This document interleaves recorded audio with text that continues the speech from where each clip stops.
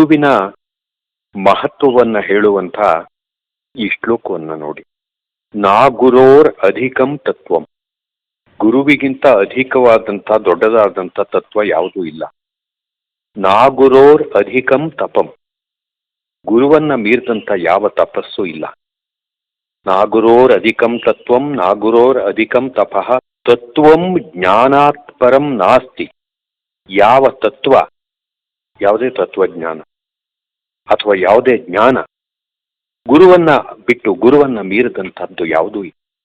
ಆದ್ದರಿಂದ ತಸ್ಮೈ ಶ್ರೀ ಗುರವೇ ನಮಃ. ಅಂತಹ ಗುರುವಿಗೆ ನಾನು ನಮಸ್ಕರಿಸ್ತೀನಿ. ಅಂದ್ರೆ ಸಕಲ ಜ್ಞಾನವನ್ನು ನೀಡುವಂತಹ, ಆತ್ಮೋದ್ಧಾರವನ್ನ ಮಾಡುವಂತಹ ಆ ಸದ್ಗುರು ಏನಿದ್ದಾನೆ ಅವನಿಗೆ ನಮಿಸಿಯೇ ಮುಂದಿನ ಎಲ್ಲದನ್ನೂ ಕೂಡ ಮಾಡಬೇಕಾದಂಥದ್ದು, ನೆನೆಯಬೇಕಾದಂಥದ್ದು ಅಂತ ಹೇಳಿ ಈ ಶ್ಲೋಕದ ಅರ್ಥ. ಶ್ರೀಯುತರಾದ ಡಿ.ಎಸ್. ಸೋಮಶೇಖರ್ ಪುರಾಣಿಕ್, ತೀರ್ಥಹಳ್ಳಿ. ಮೂಲತಃ ಸಖರಾಯ ಪಟ್ಟಣದವರೇ ಆದ ಇವರು ಗುರುನಾಥರೊಂದಿಗಿನ ಆಧ್ಯಾತ್ಮಿಕ ವಿಚಾರಧಾರೆಗಳ ಸರಣಿಗಳನ್ನು ಮುಂದುವರೆಸುತ್ತಾರೆ. ಸ್ವಾತ್ಮಾರಾಮಂ ನಿಜಾನಂದಂ ಶೋಕಮೋಹ ವಿವರ್ಜಿತಂ ಸ್ಮರಾಮಿ ಮನಸಾ ನಿತ್ಯಂ ಶ್ರೀ ವೆಂಕಟಾಚಲದೇಶಿಕಂ. ಅದೇ ನಾವು ಬೆಲ್ಗೂರಿಗೆ ಹೋದಾಗ ಬಿಂದು ಮಾಧವ ಸ್ವಾಮಿಗಳು ಆಂಜನೇಯನ ಗುಡಿ ಹಿಂಭಾಗದಲ್ಲಿ ಕುಳಿತುಕೊಂಡಿದ್ರು. ಅವರು ನೋಡಿದಂಥ ಆ ಟಿ ವಿ, ಅವರು ಕುಳಿತಿದ್ದಂಥ ಆ ಪದ್ಮಾಸನದ ಸ್ಥಿತಿ, ಇದೆಲ್ಲವುದಕ್ಕೂ ಕೂಡ ಏನೋ ಒಳ್ಳೆ ಬಿಳಿಲಿನ ಥರದಲ್ಲಿ ಅವರ ತಲೆಗೂದಲು, ಇದೆಲ್ಲವುದು ಕೂಡ ಒಂದು ಸರಿ ಅವರು ಹೀಗೆ ತಿರುಗಿ ನೋಡಿದಂಥದ್ದು. ಇದೆಲ್ಲ ಗುರುಗಳ ಜೊತೆಯಲ್ಲಿ ನಾವೆಲ್ಲ ಕೂಡ ನಮಸ್ಕಾರ ಮಾಡಿದ್ವು. ನೀವು ಬರ್ತೀರಿ ಅಂತ ನನಗೆ ನಿರೀಕ್ಷೆ ಇತ್ತು, ಅದಕ್ಕೆ ಇಲ್ಲೇ ಕುಳಿತಿದ್ದೀನಿ ಅಂತ ಹೇಳಿದರು. ಸಚ್ಚಿದಾನಂದ ನಾವೆಲ್ಲ ಒಟ್ಟಿಗೆ ಗುರುಗಳ ಜೊತೆ ಹೋಗಿದ್ದು. ಆಮೇಲೆ ಬಾಳೆಹಣ್ಣು ತಿನ್ನಿಸ್ರಯ್ಯ, ಗುರುಗಳಿಗೆ ಆಂಜನೇಯನ ಅವತಾರ ಕಣೆಯ ಅವರು ಅಂಥೇಳಿ ಅಂತ ಸುಲಿದು ಪ್ರತಿಯೊಬ್ಬರು ಕೂಡ ಅವ್ರು ಫಸ್ಟ್ ತಿನ್ನಿಸಿದ್ರು ಗುರುಗಳಿಗೆ. ಆಮೇಲೆ ನಾವು ಪ್ರತಿಯೊಬ್ಬರು ಕೂಡ ಅವರಿಗೆ ಬಾಳೆಹಣ್ಣು ತಿನ್ನಿಸಿದ್ವು. ಸುಮಾರು 5-5:30 ಗಂಟೆ ಎಲ್ಲರೂ ಒಂದು 4-5 ಜನ ಇದ್ದು ಎಲ್ಲರೂ ಕೂಡ ಒಂದೊಂದು ಹಣ್ಣು ತಿನ್ನಿಸಿದ್ವು. ಅವ್ರು ಅರ್ಧ ತಿನ್ನಿಸಿ ಅಥವಾ ಸಾಕು ಈ ಥರದ್ದೇನೂ ಹೇಳಲಿಲ್ಲ. ಆಯ್ತು, ಯಾರು ಏನು ಕೊಟ್ಟರು ಅದನ್ನೆಲ್ಲದನ್ನು ಕೂಡ ತಿಂದರು. ಆಮೇಲೆ ಗುರುದರ್ಶನವಾಯ್ತಲ್ಲಯ್ಯ, ಆಂಜನೇಯನ ದರ್ಶನವಾಯ್ತಲ್ಲ, ನಡೀರಯ್ಯ ಅಂತಂದರು ಗುರುಗಳು. ಎಲ್ಲಿ ಹೊರಟ್ರಿ ನೀವು ಬರ್ತೀರಿ ಅಂಥೇಳಿ ಅಂತ ತಿಳಿ ಸಾರು, ಅನ್ನ, ಕಾಯಿ ಚಟ್ನಿ ಮಾಡಿಸಿದ್ದೀನಿ ಮನೆಯಲ್ಲಿ, ಹೋಗೋಣ ನಡೀರಿ ಅಂಥೇಳಿ ಅಂತ ಎಲ್ಲರನ್ನೂ ಅವ್ರ ಮನೆಗೆ ಕರ್ಕೊಂಡು ಹೋದ್ರು. ಈಗ ಇದೆಯಲ್ಲ ಮನೆ ಈ ಕಡೆಯಲ್ಲಿ, ಆ ಮನೆ ಎಲ್ಲ ಅದಿರಲಿಲ್ಲ. ಈಗ ಗುರು ಸದನ ಅಂಥೇಳಿ, ಗುರುನಿಲಯ ಅಂಥೇಳಿ ಅಂತ ಒಂದು ಹಳೆ ಬಿಲ್ಡಿಂಗ್ ಇದೆ ನೋಡಿ, ಸಣ್ಣ ಬಿಲ್ಡಿಂಗ್ ಇದೆಯಲ್ಲ, ಅದೇ ಬಿಲ್ಡಿಂಗ್ನಲ್ಲಿ ಆಗ ಎಲ್ಲರೂ ಕೂಡ ವಾಸ ಮಾಡ್ತಾ ಇದ್ದಂಥದ್ದು. ಗುರುಗಳ ಪೀಠನ ಈಗ ಇಟ್ಟಿದ್ದಾರಲ್ಲ, ಆ ಪೀಠದ ಆ ಒಳಗೂ ಏನಿದೆ ಆ ಒಳಗಿನಲ್ಲೇ ಎಲ್ಲರಿಗೂ ಕೂಡ ಎಲೆ ಹಾಕಿ ಅಲ್ಲಿ ಊಟಕ್ಕೆ ಬಡಿಸಿದ್ರು. ದತ್ತಾತ್ರೇಯಗಳೇ, ಆ ಊಟ ಅಂತಂದರೆ ನಿಜಕ್ಕೂ ನೆನೆಸ್ಕೋಬೇಕು ನಾವು. ಎಷ್ಟು ಅಮೃತ ಸದೃಶವಾಗಿತ್ತು ಅದು ಅಂತ ಹೇಳಿದರೆ, ಏನು ಎಷ್ಟು ಸರಿ ಸಾರಲ್ಲಿ ಕಲಿಸಿದ್ವೋ, ಎಷ್ಟು ಸರಿ ಚಟ್ನಿಲಿ ಕಲಿಸಿದ್ವೋ ಎಲ್ಲ ಗೊತ್ತಿಲ್ಲ. ಆಮೇಲೆ ಗುರುಗಳಿಗೆ ಅವ್ರಿಗೆ ಎರಡಿಕೆ ಹಾಕೋ ಅಭ್ಯಾಸ ಬೇರೆಯೇ ಆಯಿತಾ. ಹೀಗೆ ಕೂತ್ಕೊಂಡು ಎಡಗಡೆ ತೊಡೆ ಮೇಲೆ ಬಲಗಡೆ ತೊಡೆ ಇಟ್ಕೊಂಡು ಎರಡಿಕೆ ಹಾಕೋ ಅಂಥದ್ದು. ಎರಡಿಕೆ ಹಾಕೋರಿಂದ ಹಾಕಿ ಇಂತನ್ನುವಂಥ ಸೂಚನೆ ಕೂಡ ಬಂತು. ಬಹುಶಃ ಯಾರೂ ಎರಡಿಕೆ ಹಾಕಲಿಲ್ಲ, ಒಂದೊಂದು ಅಡಿಕೆ ಇದನ್ನೆಲ್ಲದನ್ನು ಕೂಡ ತಗೊಂಡು ಮತ್ತೆ ಗುರುಗಳಿಗೆ ನಮಸ್ಕಾರ ಮಾಡಿ ನಾವೇನು ಬರ್ತೀವಿ ಅಂತ ಹೇಳಿದ್ವು. ಶುಭಮಸ್ತು ಅಂತಂದರು. ಹೀಗೆ ಶುಭಮಸ್ತು ಅಂಥೇಳಿ ಅಂತ ಅವರಿಬ್ಬರು ಅವಧೂತರುಗಳು ಅವರವರದ್ದೇ ಆದಂಥ ರೀತಿಯಲ್ಲಿ ಮಾತಾಡಿಕೊಂಡ್ರು. ನಾವುಗಳೆಲ್ಲ ನಮ್ಮ ಗುರುಗಳನ್ನು ಅನುಸರಿಸಿ ನಾವು ಬಂದವು. ಇನ್ನೊಂದು ಸರಿ ನಾನು ಸಚ್ಚಿ ಎಲ್ಲರೂ ಕೂಡ ಬೆಲ್ಗೂರಿಗೆ ಹೋದಂಥ ಸಂದರ್ಭದಲ್ಲಿ ಅವರು ಅರಳಿ ಮರದಲ್ಲಿ ಕುಳಿತುಕೊಂಡಿದ್ರು ನೋಡಿ, ಬುಡದಲ್ಲಿ ಸುಮಾರು ಒಂದು 7-8 ಅಡಿ ಎತ್ತರ. ಇಲ್ಲಿ ನಮ್ಮ ಗುರುಗಳು ಹೇಗೆ, ನಮ್ಮ ಸಖರಾಯಪಟ್ಟಣದ ಗುರುಗಳು ಬಂದು ಈ ಅರಳಿ ಮರದ ಬುಡದಲ್ಲಿ ಕೂತ್ಕೊಳ್ಳೋರಲ್ಲ, ಕಟ್ಟೆ ಮೇಲೆ ಒಳ್ಳೆ ಗಾಳಿ ಬರುತ್ತೆ ಕಣಯ್ಯ, ಈ ಹವಾ ತಗೋಬೇಕು ಕಣಯ್ಯ ಅಂತ ಹೇಳ್ತಾಯಿದ್ರು. ಬರೀ ಅದಷ್ಟೇ ಅಲ್ಲ, ಅರಳಿ ಮರದ ಕೆಳಗೆ ಕುಳಿತುಕೊಳ್ಳೋದಕ್ಕೆ ಬೇರೆ ಬೇರೆ ಕಾರಣಗಳಿರುತ್ತೆ. ಅದೇ ಥರ ಅಲ್ಲಿ ಕೂಡ ಬೆಲ್ಗೂರಿನಲ್ಲಿ ಅವರು ಅರಳಿ ಮರದ ಬುಡದಲ್ಲೇ ಕೂತ್ಕೊಳ್ತಾ ಇದ್ದರು ಕಟ್ಟೆ ಮೇಲೆ. ಕೆಲವೊಮ್ಮೆ ಅರಳಿ ಮರನೇ ಹತ್ತು ಬಿಡ್ತಾಯಿದ್ರು. ಆಂಜನೇಯನಲ್ಲ, ನಾನು ಗುರುಗಳ ಜೊತೆಯಲ್ಲಿ ಸ್ನೇಹಿತರ ಜೊತೆಯಲ್ಲಿ ಹೋದ ನಂತರದಲ್ಲಿ ಮತ್ತೆ ನಾನು ಬೆಲ್ಗೂರಿಗೆ ನಿರಂತರವಾಗಿ ಹೋಗೋದಕ್ಕೆ ನಾನು ಶುರು ಮಾಡಿದೆ ಆಯಿತಾ. ಅವರ ಟಿವಿ, ಅವರ ಠೇಂಕಾರ, ಇವುಗಳೆಲ್ಲವುದಕ್ಕೂ ಕೂಡ ಆಂಜನೇಯನ ಥರದಲ್ಲಿ ಅವರನ್ನು ಇದು ಮಾಡ್ತಾ ಇದ್ದಂಥದ್ದು, ಆ ಜೆಸ್ಚರ್ಗಳನ್ನು ಕೊಡ್ತಾ ಇದ್ದಂಥದ್ದು, ಇವೆಲ್ಲ ನೋಡೋದಕ್ಕೆ ಇದೆಲ್ಲ ನಿಜಕ್ಕೂ ಸಾಧ್ಯನೇ ಇದೆಯಲ್ಲ ಹೇಗೆ ಅಂಥೇಳಿಂತ ಬಿಂದು ಮಾಧವ ಶರ್ಮಾ ಅಂತನ್ನುವಂಥದ್ದು ಕೂಡ ನಮಗೆ ಗೊತ್ತಿಲ್ಲ. ಆಂಜನೇಯನ ಅವತಾರ ಅಂತ ಅಷ್ಟೇ ಗೊತ್ತು ನಮಗೆ. ಅವರು ಒಬ್ಬರು ಅವಧೂತರು, ಆಂಜನೇಯನ ಅವತಾರ ಅಂತ ಹೇಳಿದರು. ಆಯಿತಾ, ಅವರ ಪೂರ್ವಜರು ಕಾಶಿನಲ್ಲಿ ಬಿಂದು ಮಾಧವನನ್ನು ಪೂಜೆ ಮಾಡ್ತಾ ಇದ್ದಂಥವ್ರಂತೆ. ಯಾವ್ಯಾವುದೋ ಕಾಲಾಂತರದಲ್ಲಿ ಅಲ್ಲಿಂದ ಬಿಟ್ಟು ಈ ಕಡೆಗೆ ಬಂದಂಥವ್ರು ಇವತ್ತು ಕೂಡ ಆ ಕುಟುಂಬದ ಮನೆ ದೇವರು ಬಿಂದು ಮಾಧವ. ಆ ದೇವರ ಹೆಸರನ್ನ ಇವ್ರಿಗಿಟ್ಟಂಥದ್ದು ಬಿಂದು ಮಾಧವ ಅಂಥೇಳಿ ಅಂತ. ಆಯಿತಾ, ಆ ಅವಧೂತರ ಬಗ್ಗೆ ಹೇಳೋದಕ್ಕೆ ಹೊರಟ್ರೆ ಅದು ಇನ್ನೊಂದು ಭಾಳ ದೊಡ್ಡದಾದಂಥ ಒಂದು ಅಧ್ಯಾಯ ಆಗುತ್ತೆ, ಅದು ಬೇಡ. ಹೀಗೆ ನಾವು ಈ ಕಡೆಗೆ ಬಂದು ಎಲ್ಲರೂ ಕೂಡ ಮತ್ತೆ ಬಂದವು. ಬರೋ ಹೊತ್ತಿಗಾಗಲೇ ರಾತ್ರಿ 11-12 ಗಂಟೆ ಆಗಿತ್ತು.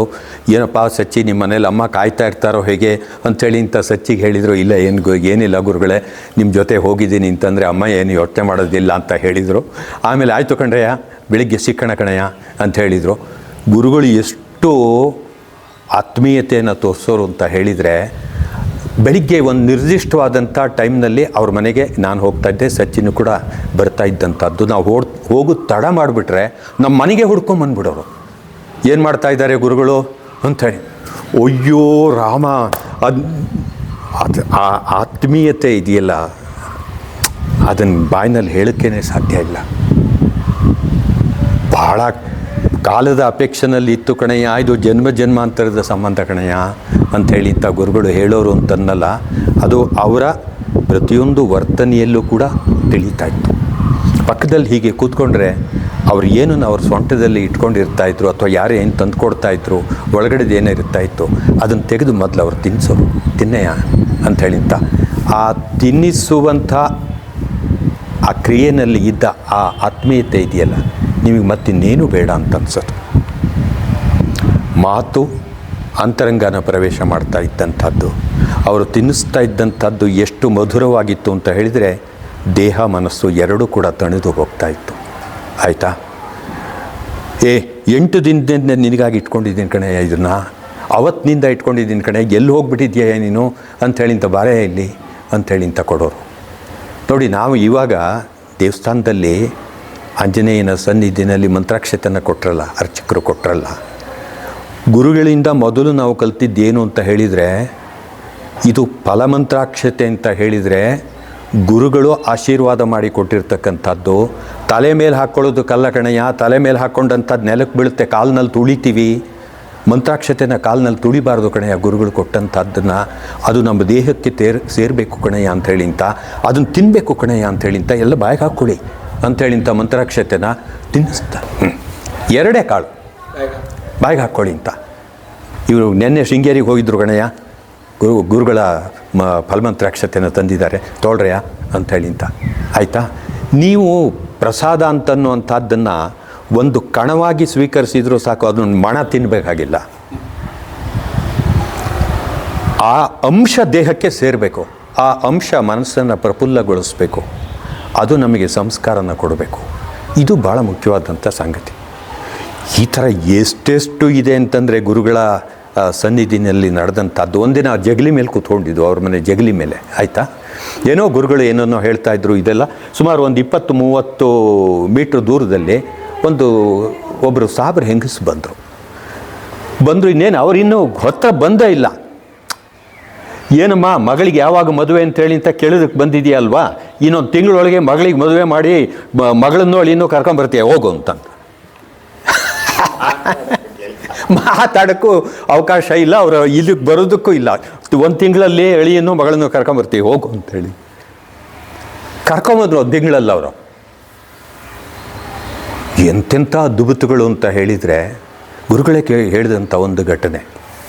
ಒಂದು ಸರಿ ಒಬ್ಬ ಬಂದು, ಗುರುಗಳೇ ನಾನು ಸರ್ಕಾರಿ ಉದ್ಯೋಗದಲ್ಲಿದ್ದೀನಿ, ನಾನು ಸಸ್ಪೆಂಡ್ ಆಗಿಬಿಟ್ಟಿದ್ದೀನಿ, ಏನು ಮಾಡಿದರೂ ಕೂಡ ನನಗೆ ರೀಇನ್ಸ್ಟೇಟ್ ಆಗ್ತಾ ಇಲ್ಲ, ಯಾರ್ಯಾರಿಂದಲೋ ಹೇಳಿಸ್ದೆ, ಅದೇನೂ ಪ್ರಯೋಜನಕ್ಕೆ ಬರ್ತಾ ಇಲ್ಲ, ನನಗೇನು ಮಾಡಬೇಕು ಅಂತ ಗೊತ್ತಾಗ್ತಾ ಇಲ್ಲ, ನೀವೇ ನಾನು ಕಾಪಾಡಬೇಕು ಅಂತೇಳಿ ಅಂತ ದೀರ್ಘದಂಡ ನಮಸ್ಕಾರ ಮಾಡಿದ್ದೆ. ಗುರುಗಳು ಅವನನ್ನು ಮೇಲಿನಿಂದ ಕೆಳಗಿನವ್ರಿಗೆ ಒಂದು ಸರಿ ಸ್ಕ್ಯಾನ್ ಮಾಡಿದ್ದಾರೆ. ಮಾಡಿ ಈಗ ಸುಮಾರು 20 ವರ್ಷದಲ್ಲಿ ನಿಮ್ಮೂರಿನಲ್ಲಿ ನಡು ರಸ್ತೆಯಲ್ಲಿ ಒಬ್ಬನಿಗೆ ಎದಿಗೆ ಒದ್ದು ಕೆಡವಿದ್ದೆ ಅಲ್ವೇ ನೀನು? ಅವನು ಥರ ನಡ್ಗಕ್ಕೆ ಶುರು ಆಗ್ಬಿಟ್ನಂತೆ. ಹೌದು ಗುರುಗಳೇ, ಮಾಡಿದ್ದೀನಿ ನಾನು. ರುದ್ರ ಅಂತಲ್ವೇ ಅವನ ಹೆಸರು. ಇನ್ನೂ ಕಂಗಾಲಾಗಿ ಹೋಗ್ಬಿಟ್ನಂತೆ. ಬದುಕಿದಾನೋ ಅಂತ ಕೇಳಿದರೆ, ಹೌದು ಬದುಕಿದಾನೆ ಗುರುಗಳೇ. ನಾಳೆ ದಿನವೇ ನಿನ್ನ ಹೆಂಡತಿ ಹತ್ರ ಪಾಯಸ ಮಾಡಿಸ್ಕೊಂಡು ನಿನ್ನ ಹೆಂಡ್ತಿನೂ ಕರ್ಕೊಂಡು ಹೋಗಿ ಅವ್ರ ಮನೆಗೆ ದೀರ್ಘದಂಡ ನಮಸ್ಕಾರ ಮಾಡಿ ತಪ್ಪಾಯಿತು ಅಂತ ಕ್ಷಮೆ ಕೇಳಿ ಅವ್ರಿಗೆ ನೀವಿಬ್ಬರು ಪಾಯಸ ತಿನ್ನಿಸಿ ಬರಬೇಕು. ಇಷ್ಟು ಮಾಡು, ಮತ್ತೆ ನೋಡೋಣ. 15 ದಿನದಲ್ಲಿ ರೀಇನ್ಸ್ಟೇಟ್ ಆಯಿತು ಅಂತ ಬಂದು ಹೇಳ್ದ ಕಣಯ್ಯ. ಇದನ್ನು ಗುರುಗಳೇ ಹೇಳ್ದಂಥದ್ದು. ಇನ್ನೊಂದು ಘಟನೆ ಕೇಳಿ, ಭಾಳ ಇಂಟ್ರೆಸ್ಟಿಂಗ್ ಆಗಿದೆ. ಇನ್ನೊಬ್ಬ ಬಿಸ್ನೆಸ್ ಮಾಡುವಂಥವನು ಅವನು ಬಂದು, ಗುರುಗಳೇ ನಾನು 50-60 ಲಕ್ಷ ದುಡ್ಡು ಇನ್ವೆಸ್ಟ್ ಮಾಡಿಬಿಟ್ಟಿದ್ದೀನಿ, ಏನು ಮಾಡಿದರೂ ಕೂಡ ಕೈ ಹತ್ತಾ ಇಲ್ಲ, ಯಾವ್ಯಾವುದೋ ಕಡೆಯಿಂದ ಬರಬೇಕಾದ ದುಡ್ಡು ಬರ್ತಾ ಇಲ್ಲ, ನನಗೆ ಏನು ಮಾಡಬೇಕು ಅಂತ ಗೊತ್ತಾಗ್ತಾ ಇಲ್ಲ, ಆದಾಯ ತುಂಬ ಕಡಿಮೆ ಆಗಿ ಹೋಗ್ಬಿಟ್ಟಿದೆ, ಜೀವನ ನಡೆಸೋದು ಕಷ್ಟ ಆಗಿಬಿಟ್ಟಿದೆ. ಗುರುಗಳು ಅವನನ್ನು ಕೂಡ ಹಾಗೆ ನೋಡಿ ಒಂದು ಸರಿ ನಕ್ಕರಂತೆ. ನಿಮ್ಮನೇಲಿ ಒಂದು 2-2.5 ವರ್ಷದ ಒಂದು ಮಗು ಇದೆ ಅಲ್ವೇ ಅಂದ್ರೆ. ಆಮೇಲೆ ಹೌದು ಗುರುಗಳೇ ಇದ್ದಾನೆ ಅಂತ ಅವನೇ ಹೇಳಿ, ಅಯ್ಯೋ ಗುರುಗಳೇ ಸಿಕ್ಕಾಪಟ್ಟೆ ತುಂಟ ಗುರುಗಳೇ, ಅವನು ಹಿಡಿಯದೇ ಕಷ್ಟ, ಅದಕ್ಕೋಸ್ಕರ ಅವನಿಗೆ ಕಾಲಿಗೆ ಹಗ್ಗ ಕಟ್ಟಿ ಏಣಿ ಕಾಲಿಗೆ ಕಟ್ಟಾಕಿದ್ದೀವಿ.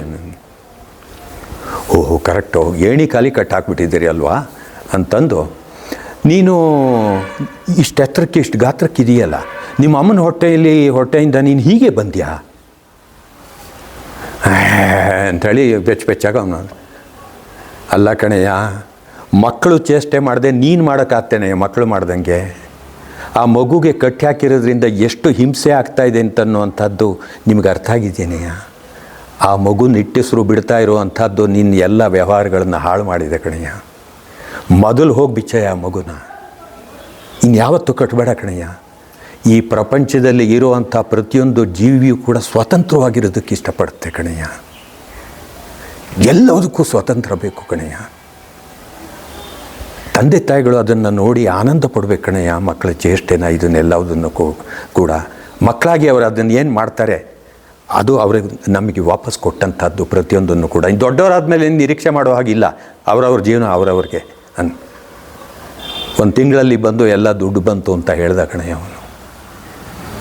ಈ ಥರವಾದಂಥ ಘಟನೆಗಳೆಲ್ಲ ಇದೆಯಲ್ಲ, ಇದು ನಿಜಕ್ಕೂ ಕೂಡ ನಾವುಗಳು ಮಾಡುವಂಥ ಕರ್ಮಗಳು ಏನಿದೆ, ನಮ್ಮ ಮನಸ್ಸಿನಲ್ಲಿ ಮೂಡುವಂಥದ್ದು, ಮಾತಿನಿಂದ ಬರುವಂಥದ್ದು, ನಮ್ಮ ಕೃತಿಯಿಂದ ಬರುವಂಥದ್ದು, ನಮ್ಮ ಕೈಕಾಲುಗಳಿಂದ ಮಾಡುವಂಥದ್ದು, ದೇಹದಿಂದ ಮಾಡುವಂಥದ್ದು ಏನಿದೆ, ಇಂಥವುಗಳು ಎಲ್ಲವುದಕ್ಕೂ ಕೂಡ ಯಾವ ರೀತಿಯಾಗಿ ನಮ್ಮನ್ನು ಒಂದು ಕರ್ಮದ ಸೆಲೆಗೆ ದೂಡುತ್ತೆ ಅಂತನ್ನುವಂಥದ್ದನ್ನು ಪರೋಕ್ಷವಾಗಿ ಗುರುಗಳು ಹೇಳ್ತಾ ಇದ್ರು.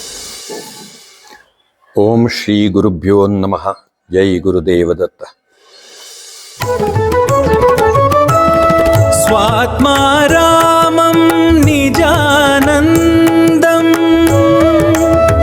शोकमोहविवर्जितं स्मरामि मनसा नित्यं श्रीवेङ्कटाचलदेशिकम्.